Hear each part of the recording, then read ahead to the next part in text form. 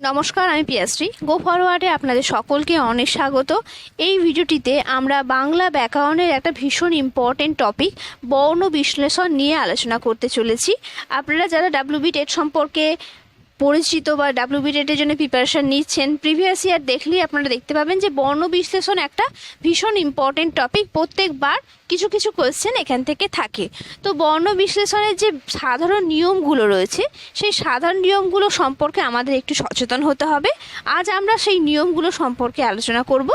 অবশ্যই ভিডিওটি প্রথম থেকে শেষ পর্যন্ত দেখুন, আর ভালো লাগলে ভিডিওটাকে লাইক করে দেবেন, আর অবশ্যই আপনাদের মূল্যবান একটা বক্তব্য আমাকে কমেন্ট করে জানাবেন।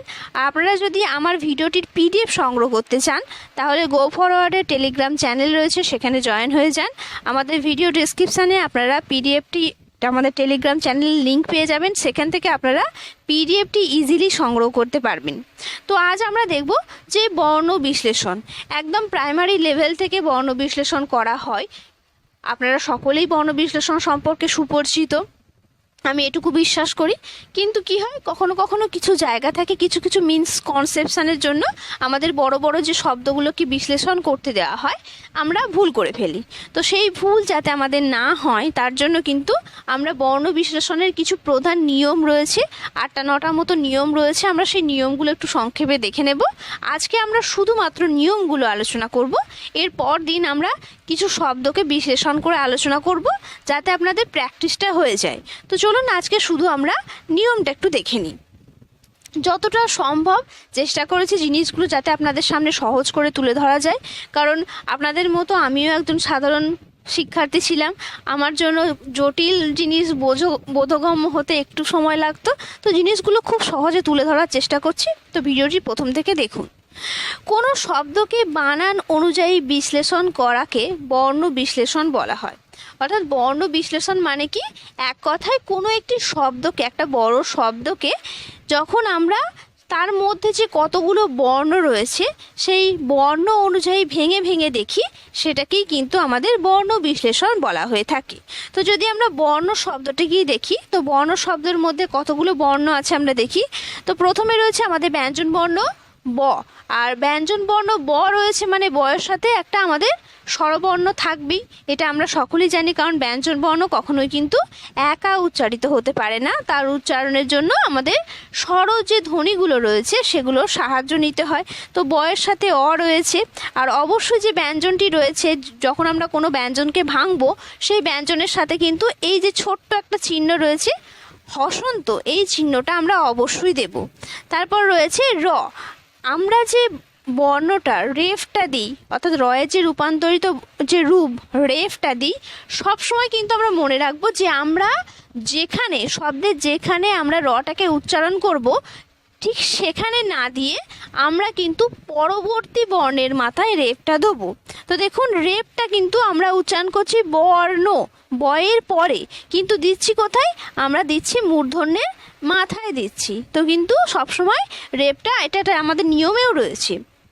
তো আমরা রটাকে আগে লিখব আর দেব কিন্তু পরবর্তী ব্যঞ্জনের মাথায়, আর মূর্ধন্যের সঙ্গে স্বাভাবিকভাবেই অ ধ্বনিটি রয়েছে, তো আমরা অটা দিলাম। জিনিসগুলো কিন্তু খুব সহজ যদি আমরা জিনিসগুলোকে বারবার একটু রিভিশন করি। আমি যে নিয়মটি আপনাদেরকে প্রোভাইড করছি, সেই নিয়মগুলো আমার নিজের লিখিত নয়, বিভিন্ন বই থেকে কালেকশানের মাধ্যমে আমি আপনাদের সামনে তুলে ধরছি। তো নিয়মগুলো ভীষণই সহজ এবং ভীষণই ভালো। আপনারা যদি 2-4বার করে নেন, আমাদের সাধারণত ডাব্লিউবি টেটে কী হয়, যে প্রার্থীদেরকে কনফিউজ করার জন্য ভীষণ বড় বড় বর্ণ বিশ্লেষণ দেওয়া হয়। যেমন 2017 হয়েছে, 2022 টেটে হয়েছে, 2023 যে বর্ণ বিশ্লেষণ এসেছিল সেটা অনেকটা ছোট। কিন্তু যখন বড় বড় জিনিসগুলো দেয়, তখন নিয়মগুলো কিন্তু জানা ভীষণই জরুরি হয়ে যায়। তো প্রথম নিয়মটা আমাদের কি রয়েছে, প্রথম নিয়মটা হচ্ছে যে বর্ণ বিশ্লেষণ বানান অনুযায়ী করতে হয়, উচ্চারণ অনুযায়ী নয়। অর্থাৎ কোনো একটি আমরা শব্দকে কিভাবে উচ্চারণ করছি সেই অনুযায়ী কিন্তু আমাদের বর্ণ বিশ্লেষণ হবে না, বা কোনো শব্দকে আমরা ভাঙবো না। আমরা কোনো শব্দকে কিভাবে ভাঙবো, আমরা সেই শব্দটা নিশ্চয়ই আমাদের প্রশ্নপত্রে উল্লিখিত থাকবে। তো সেই শব্দটার বানান কি, সেই বানান অনুযায়ী আমরা কিন্তু শব্দটা ভাঙবো। কারণ অনেক সময় দেখুন কোনো এবং মতো এই শব্দ দুটি কখনো কোনো এবং মতো এইভাবেও কিন্তু আমরা লিখে থাকি। এতে কিন্তু কি হয় যে এদের দেখুন বানান কিন্তু আলাদা হয়ে গেলেও উচ্চারণ একই থাকে। আমরা কোনো বলি বা মতো বলি, যেটাই বলি কিন্তু আমাদের এই দুটোর উচ্চারণের মধ্যে কিন্তু বিশেষ পার্থক্য থাকে না, এই দুটোর উচ্চারণের মধ্যে কিন্তু বিশেষ পার্থক্য থাকে না। তো এই রকমই অনেক শব্দ রয়েছে যে শব্দের কিন্তু উচ্চারণ আমাদের একই কিন্তু বানান আলাদা। তো সেক্ষেত্রে আমাদের বানান অনুযায়ী বর্ণ বিশ্লেষণ করতে হবে। এদের উচ্চারণ একই থাকলেও বর্ণ বিশ্লেষণ করার সময় বর্ণের বিভাজন আলাদা হবে। তো নিয়মটা তাই বলছে যে আমরা যদি উদাহরণ দিয়ে দেখি, দেখুন কোনো শব্দটাকে যদি আমরা বর্ণ বিশ্লেষণ করি, কয়ের সঙ্গে কি রয়েছে কোনো, কয়ে ওকার প্রথমে দেখি কয়ে হসন্ত, যেহেতু যুক্ত বঞ্চন রয়েছে তাই জন্য আমরা কিন্তু মাঝখানে স্বরশব্দ নিয়ে আসছি না, একদম ডিরেক্ট ভেঙে দিচ্ছি ক যুক্ত ও, ন যুক্ত ও। তো এটা হচ্ছে কোনো শব্দের ভাঙা। কিন্তু যখন আমরা কয়কার দন্ত ন কোনো উচ্চারণ করছি তখন কি হবে আমাদের ক ও, অর্থাৎ ও এর জন্য ওকারের জন্য ও, আর কয়ের হসন্ত এমনিই রাখলাম, যেহেতু এটা ওকার দেওয়া রয়েছে যুক্ত ব্যঞ্জন রয়েছে তার জন্য এর মধ্যে কোনো স্বর ব্যঞ্জন আসছে না। দন্তন্য দন্তন্যর সাথে অ আসছে কিন্তু ও আসছে না, যেহেতু আমাদের ওই বানানটা নেই। মতটার ক্ষেত্রেও তাই, এখানে দেখুন ও এসেছে আর পরেরটাই কিন্তু অ এসেছে। তো এই জিনিসগুলো কিন্তু আমাদের একটু বুঝে করতে হবে, কারণ বর্ণ বিশ্লেষণ সবসময় আমাদের বানান অনুযায়ী হয়, অর্থাৎ যে উল্লিখিত বানানটি রয়েছে সেই বানানটি আমরা খুব ধীরে সুস্থে শান্তভাবে বিশ্লেষণ করব। স্বাভাবিকভাবেই পরীক্ষার সময় আমাদের মস্তিষ্ক একটু ঘেটে থাকে, কিন্তু সেই জিনিসগুলো এড়ানোর জন্য আমাদের জিনিসগুলোকে বারবার প্র্যাকটিস করতে হবে আর রুলসগুলো প্রপার মনে রাখতে হবে। এবার চলে যাব আমরা 2 নম্বর নিয়মে। 2 নম্বর নিয়মে কি রয়েছে যে শব্দে থাকা যুক্ত ব্যঞ্জনের মধ্যে স্বরধ্বনি থাকে না। যখন আমরা কোনো লিখলাম ক, যদি আমরা স্লাইডটা আর একবার ঘোরায় দেখুন যে এখানে যখন আমরা কোনো লিখেছিলাম, কয়ে ওকার লিখেছিলাম, তখন কিন্তু ও লিখেছিলাম, কয়ের মাঝখানে ককে কিন্তু ভেঙে ক যুক্ত অ আমরা করিনি। সেই রকমই এখানে কি বলা হচ্ছে যে শব্দে থাকা যুক্ত ব্যঞ্জনের মাঝে কিন্তু স্বরধ্বনি থাকে না। কোনো যুক্ত অক্ষর থাকলেও সেখানে স্বরধ্বনি থাকবে না, সেটা আকার হতে পারে, ওকার হতে পারে, হস্যু হতে পারে, দীর্ঘ হতে পারে বা যাই থাকুক। তো সেই শব্দটি যদি আকার ওকার হস্যু দীর্ঘ যুক্ত থাকে, কোনো কার যুক্ত থাকে, তাহলেও কিন্তু স্বরধ্বনি যেমন আসবে না, তেমনই কোনো শব্দ যদি যুক্তাক্ষর হয়, যেমন শব্দটাই একটা যুক্তাক্ষর, বা অঞ্জন যদি বলি ইয় বর্গের জয়ে, গঙ্গা যদি বলি, এই যে যুক্তাক্ষরগুলো রয়েছে সেই যুক্তাক্ষর যুক্ত যে শব্দগুলো থাকবে সেই শব্দে থাকা যুক্ত ব্যঞ্জনের মাঝে কোনো স্বরধ্বনি আসবে না। তাই বর্ণ বিশ্লেষণের সময় যুক্তভাবে থাকা যে ব্যঞ্জনগুলো রয়েছে সেই ব্যঞ্জনগুলো কিন্তু একদম পরপর বসে যাবে। দেখুন এখানে শব্দটাকে একটু বিশ্লেষণ করি। প্রথমে শব্দ রয়েছে তালব্য শ। আমরা জানি যে শব্দের সঙ্গে স্বাভাবিকভাবে যুক্তাক্ষর যখন নেই তখন আমরা অ নিয়ে আসবো, অবশ্যই কিন্তু তালব্য শয়ে হসন্ত দিতে ভুলবো না। তারপর কি রয়েছে বয়ে দয়ে, দেখুন ব দ। আর এই অটা কেন আসবে? এই অটা আসছে তার কারণ হচ্ছে এখানে কোনো যুক্ত অক্ষর নেই, দয়ের সাথে যে অটা রয়েছে সেই অটা কিন্তু আমরা আলাদা করে লিখব। আমরা এই যে কোনো যুক্ত ব্যঞ্জনকে কিন্তু এভাবেই লিখতে পারি। আজ আমরা কিন্তু অত ডিটেলসে উদাহরণ আলোচনা করছি না, কারণ এর পরদিন আমরা কিন্তু বিভিন্ন শব্দ নিয়ে সেগুলো বর্ণ বিশ্লেষণ করব এবং তা নিয়ে আলোচনা করব। তো যেহেতু আপনারা আজকে রুলসগুলো দেখছেন, আপনারাও চেষ্টা করুন কিছু শব্দ নিজেরা খাতায় লিখে সেগুলো প্র্যাকটিস করা, যাতে আপনারা কতটা বুঝতে পেরেছেন সেটা বুঝতে পারেন। আর অবশ্যই কোনো জায়গায় আপনাদের কোনো অসুবিধা হলে আপনারা আমাকে কমেন্ট করে জানাতে পারেন, আমি যথাসাধ্য চেষ্টা করব সেগুলোর উত্তর দেওয়ার। 3 নম্বর রুলসে কি রয়েছে আমাদের, যে ব্যঞ্জনের মাথায় রেপ চিহ্ন আছে সেই ব্যঞ্জনের ঠিক পূর্বেই র বসে। অর্থাৎ আমরা যে রয়ের রূপান্তরিত শব্দ হিসাবে রেপটাকে ব্যবহার করি, তো সেই রেপটা কিন্তু সবসময় আমাদের আগে উচ্চারিত হবে কিন্তু পরবর্তী ব্যঞ্জনের মাথায় আসবে। এটা আমরা একটু আগেই বর্ণ নিয়ে আলোচনা করার সময় বলেছিলাম। তো ধর্ম শব্দটাকে যদি আমরা বর্ণ বিশ্লেষণ করি, তো ধর্ম শব্দটাকে বিশ্লেষণ করার সময় আমাদের দেখুন যে প্রথমে আমরা ধটাকে যদি ভাঙি, ধয়ের সাথে অ আমাদের স্বরধ্বনিটি যুক্ত রয়েছে, তো ধয়ে হসন্ত দিয়ে আমরা অটা লিখলাম। তারপর রটা রেফের দরুন আমরা লিখব র, তারপর মটা, এবং যেহেতু ময়ের সঙ্গে কোনো যুক্ত অক্ষর নেই তাই জন্য আমাদের ডেফিনেটলি অটা স্বরধ্বনি হিসাবে আমাদের চলে আসে। তো রেফ সবসময় কিন্তু উচ্চারণ হবে আগে, আর লিখবো কিন্তু আমরা পরে। অনেক সময় দেখবেন অনেকে বানানের ক্ষেত্রেও কিন্তু ভুল করে, যেহেতু রটাকে উচ্চারণ করে আগে, অনেকে কিন্তু রেফটাকে আগে লিখে ফেলে, কিন্তু রেফ কিন্তু সবসময় পরবর্তী ব্যঞ্জনের মাথায় হয়। এবার 4 নাম্বার রুলসে আমরা চলে যাব। যে ব্যঞ্জনের সঙ্গে র ফালা থাকবে তা সেই ব্যঞ্জনের পরে বসবে। তো রেফের থেকে কিন্তু র ফালার নিয়মটা বেশি সহজ, অর্থাৎ যেখানে র ফালা থাকবে সেখানে কিন্তু সেই র ফালাটা সেই ব্যঞ্জনে, যে ব্যঞ্জনের সঙ্গে যুক্ত থাকবে সেই ব্যঞ্জনের কিন্তু পরে বসবে। যদি প্রবাদ শব্দটাকে আমরা দেখি, দেখুন পয়ের সঙ্গে কিন্তু প্রথমে আমরা রটা পেয়ে গেছি, প হসন্ত র, তারপর বটাকে ভাঙলে ব যুক্ত আ, তারপর দয় হসন্ত, তারপর অ।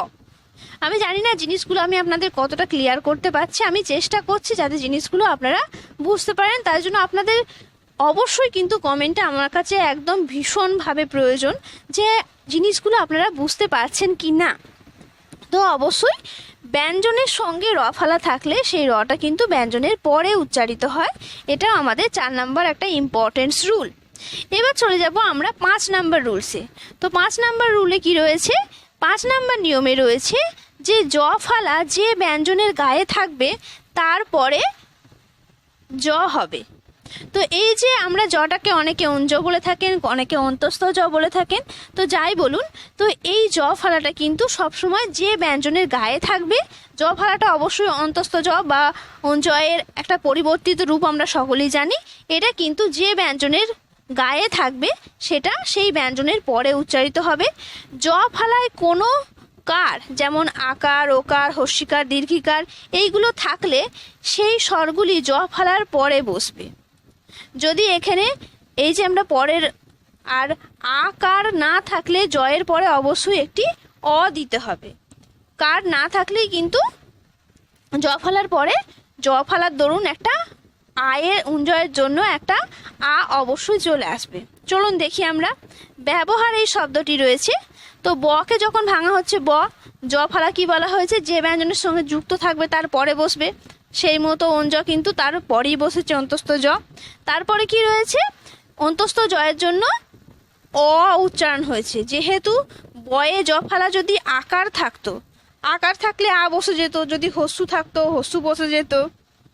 যদি ব্যুৎপত্তি শব্দটা আলোচনা করি আমরা, ব্যুৎপত্তিতে ক্ষেত্রে কিন্তু এখানে হস্যু থাকতো। এইরকমভাবে যে কোনো কার থাকলে সেই কারগুলো কিন্তু জ ফালা অঞ্জয়ের পরে বসে যেত, কিন্তু যেহেতু এই কারগুলো নেই তাই জন্য স্বাভাবিকভাবে অঞ্জয়ের পরে একটা অ আসবে। তো তারপর কি রয়েছে? ব রয়েছে, বয়ে হসন্ত, তো বয়ের সঙ্গে স্বাভাবিকভাবে অ রয়েছে, তারপর হ রয়েছে, হয়ে হসন্ত, তারপর আকার রয়েছে আ, তারপর র রয়েছে, এবং রয়ের সঙ্গে স্বাভাবিকভাবে আমাদের কি রয়েছে? অ, এই স্বরধ্বনিটি রয়েছে। তারপর 6 নাম্বার পয়েন্টে আমাদের কি রয়েছে? যে আশ্রয়ভাগী ব্যঞ্জন ছাড়া সকল ব্যঞ্জনের সাথে হসন্ত চিহ্ন বসবে। এটা আমাদের একদম কমন একটা রুল। আশ্রয়ভাগী বর্ণ বলতে আমরা কোনগুলোকে বুঝি? আশ্রয়ভাগী বর্ণ বলতে আমরা বুঝি পুনঃসং, বিসর্গ, খণ্ডত্ব এবং চন্দ্রবিন্দু। এই যে 4টি বর্ণ আমাদের রয়েছে স্বরবর্ণের মধ্যে, অর্থাৎ এই বর্ণগুলো কি হয়? এই বর্ণগুলো কিন্তু একা একা কেউ উচ্চারিত হতে পারে না, অর্থাৎ এদের কাজের জন্য, এরা অর্থপূর্ণ হওয়ার জন্য কোনো না কোনো ব্যঞ্জন বা স্বরধ্বনির সাহায্য এদেরকে নিতে হয়। তো এই জন্য কিন্তু এদেরকে আশ্রয়ভাগী ব্যঞ্জন বলা হয়, কারণ এগুলো কিন্তু কারো সাহায্য ছাড়া উচ্চারিত হতে পারে না। তো এই ব্যঞ্জনগুলো ছাড়া বাদবাকি যতগুলো আমাদের ব্যঞ্জন বর্ণ রয়েছে প্রত্যেকের সাথে কিন্তু হসন্ত যোগ হবে, এটা আমাদের একটা মাস্ট রুলের মধ্যে চলে আসে।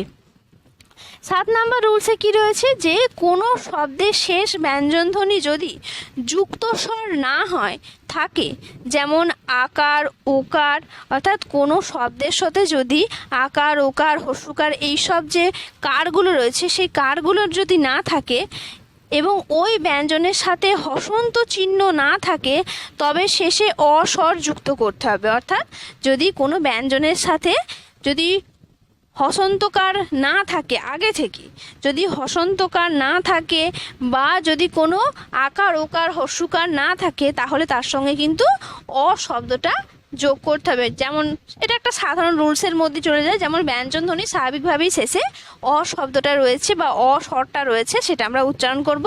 যদি আম শব্দটাকে ভাঙি, দেখুন আ ম অ, ময়ের সঙ্গে কিন্তু হসন্ত আমরা পরে লাগিয়েছি, ময়ের সঙ্গে কিন্তু হসন্ত আগে ছিল না, তার জন্য বা কোনো কার ছিল না, তার জন্য কিন্তু অ যে স্বরটা সেই স্বরটা কিন্তু আমরা ব্যবহার করেছি।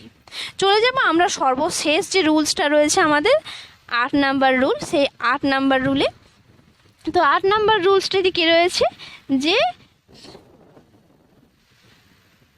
চন্দ্রবিন্দুর স্বরের মাথায় থাকে, ব্যঞ্জনের মাথায় নয়। অর্থাৎ চন্দ্রবিন্দুর ব্যবহারটা এখানে রয়েছে, বলছে চন্দ্রবিন্দু যেটা সেটা স্বরের মাথায় থাকে, ব্যঞ্জনের মাথায় নয়। তাই চন্দ্রবিন্দু স্বরের পর বা স্বরের পরে বসাতে হবে।